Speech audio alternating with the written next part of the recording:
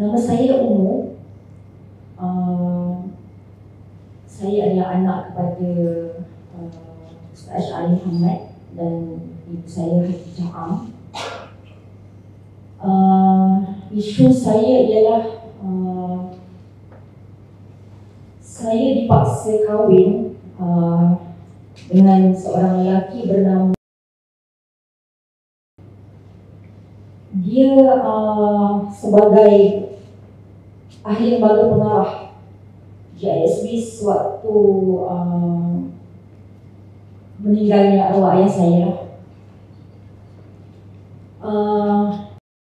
Dia ada hantar WhatsApp tu dia kata arahan kahwin ni dari Rasulullah dan Aulia, sedangkan ayah saya meninggal 2010.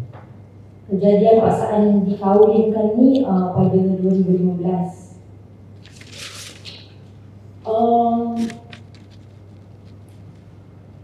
Saya ni konon-kononnya istilahnya sebagai isteri keempat lah. Memang saya sangat menolak, saya memang tak nak. Sebab seorang yang tua, boroi, memang saya geli, saya jijik. Jadi lepas saya dapat WhatsApp tu, saya lari ke rumah kawan Arab saya. Masa tu kejadian di Jordan. Jadi dan pengikut-pengikut dia datang ke rumah kawan Arab tu semata-mata nak suruh saya serah diri. Mengikut arahan dia dan pengikut-pengikut dia yang lainnya. Jadi mereka ni memang dari seawal pukul 1-2 pagi dah buat kecoh, bising kat rumah kawan, minta saya serah diri juga kan. Akhirnya setelah saya dah hampir seminggu di rumah kawan saya diarahkan untuk keluar bersama Fadil dan pengikut. Bila kawan saya balik, kawan saya minta saya serah diri pada. Jadi saya tahu kawan saya dah dipujuk dan diugut lah. Okey, jadi dalam keadaan saya dipaksa hari-hari mengganggu saya di rumah kawan dengan macam-macam cara, akhirnya kawan pun minta saya serah diri. Jadi saya terpaksa ikut. Dan orang-orangnya sebenarnya orang-orangnya tu adik-adik saya. Jadi akhirnya saya diminta untuk salam. Salam tu bermakna kahwin lah. Sedangkan masa tu saya dah pernah kahwin dan saya ada seorang anak. Perkahwinan tu dijalankan oleh arwah ayah tapi saya setuju. Dan dalam Islam pun sebenarnya janda tak boleh dipaksa kahwin. Okey. Dan anak saya dipisahkan bila saya menolak arahan perkahwinan ni. Dan saya akhirnya dicucuk dengan saya akhirnya setelah nikah tu dibawa ke Turki sebab dan pengikut dia tahu kan saya ni duduk di Jordan, saya ada kawan, saya boleh lari sana sini minta tolong. Jadi saya dibawa ke Turki. Di Turki tu saya dicucuk dengan pengerti api kerana walaupun saya dah dikurung dalam bilik, saya tetap berpeluk tubuh, saya pertahankan. Jadi pertahankan maksudnya saya tak maulah. Jadi adik saya dia cucuk saya dengan pengerti api. Adik tu namanya dan saya direndam dalam kolam di tepian Turki tu setelah dah macam-macam cara kepada saya supaya berjaya misi dia. Tetap tak berjaya. Saya direndam dalam kolam. Waktu dalam kolam tu adik saya nama Dia kata dengan saya, Allah rendam Iblis tu 40 tahun. Lepas tu adik saya yang nama, dia kata, lepas dikeluarkan dari kolam ni, Kak Atia nak tak tunjuk badan dan kepada saya, kerana takut kalau saya mati sebab dah nak dekat sejam saya direndam, saya dah tercungap-cungap, air pun dah banyak, saya telan, sakit dada saya ni. Akhirnya saya terpaksa kata ya. Jadi bila saya kata ya, jadi adik-adik saya dan pengikut-pengikut yang lain yang menyaksikan waktu masa di Turki ni pun keluarkanlah saya dari kolam. Lepas tu saya dilibas dengan getah paip. Yang pukul saya tu adik saya juga pengikut GISB hari ini di bawah pemerintahan.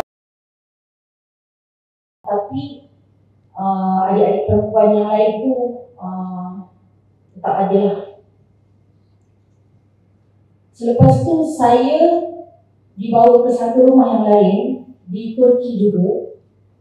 Masa tu anak saya dijumpa dengan saya setelah dah hampir 2 tahun dipisahkan sebab saya tak nak ikut arahan kahwin ni.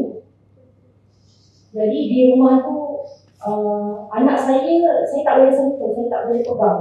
Nanti saya akan dipukul dan sebagainya. Jadi anak saya di dalam kawalan isteri serta pengikut yang lain. Saya sedang menangis, saya terkenang kehidupan yang seronok dekat Jordan, menangis kerana apa yang dah berlaku pada saya dan anak. Saya terkejut, tiba-tiba dia datang, dia kata serah dia. Sebab saya kan dah janji saya akan tunjuk badan apa semua. Jadi dia datang, dia terus. Masa tu saya kepit perut saya. Dia kata kalau tak nak bagi, pisah.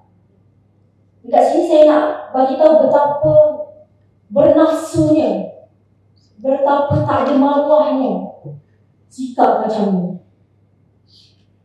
Lepas tu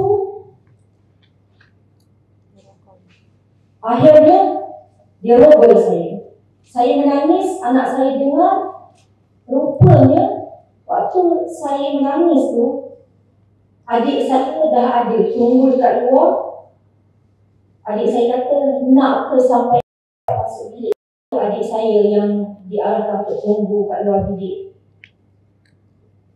Dan setelah saya dapat lari banyak kali dekat Turki, dalam masa yang sama pengikut-pengikut ni dia mempromosikan syarikat JISB ni syarikat Islam. Jadi dia buat macam-macam usaha lah supaya pelanggan ramai apa semua kan. Tapi bila saya dah banyak lari masuk ke rumah-rumah orang Turki, dan tentulah orang Turki pun syak sesuatu, jadi saya dibawa ke Indonesia. Di Indonesia pun saya memaksa saya bermula dari Jordan. Anak saya dipisahkan dari saya.